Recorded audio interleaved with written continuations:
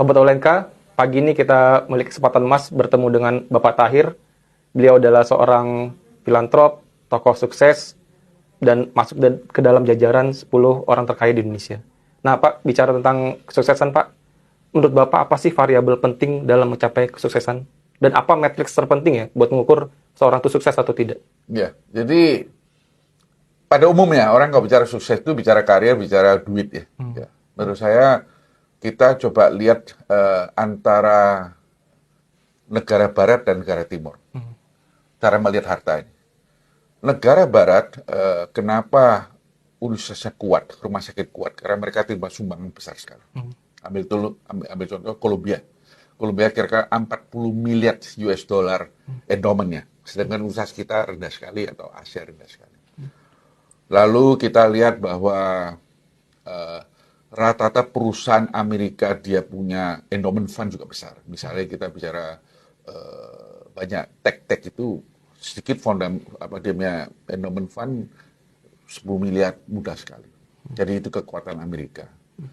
Sedangkan kita mungkin karena baru kaya mungkin berapa puluh tahun ini. Makanya orang ASEAN atau orang Timur merasa uang saya itu adalah uang yang saya simpan. Ya, kalau saya keluarkan uang itu berarti bukan uang saya lagi. Sedangkan negara barat tidak. Uang yang dikeluarkan itu baru uang Anda. Yang Anda simpan bukan. Ini fundamental membuat dua kub ini, Eropa dan Barat dan Timur, itu berbeda sekali. Maka itu juga ganggu kehidupan kita juga. Kita melihat bahwa ini sukses, karena uangnya banyak. Tapi kalau Amerika sukses itu dia begitu variety-nya, variable-nya begitu banyak. Itu kita harus belajar. Kita belajar dari Bill Gates misalnya, Warren Buffett, itu mereka filantropi. Dan Bill Gates pernah bicara sama saya sendiri. Dia bilang, kalau Pak Tahir saya sudden death.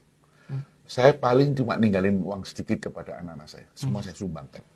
Nah ini beda. Kalau ada satu lelucon di Tiongkok, itu ada satu orang kaya di sebuah desa ya, dia waktu hitung hartanya, dia nangis. Padahal dia orang terkaya tuh. Karena orang tanya, kenapa you kaya kok nangis? Karena harta saya cuma sampai ke generasi ke-13. Nanti ke-14 akan miskin itu.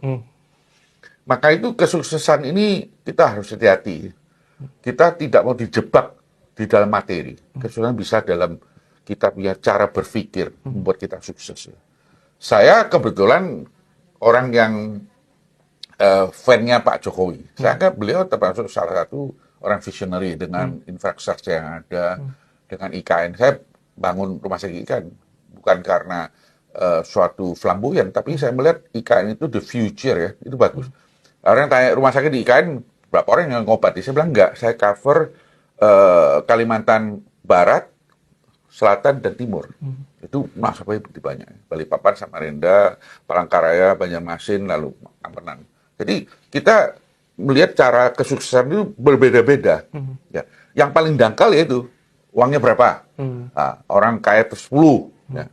Tapi sebetulnya itu sangat disayangkan.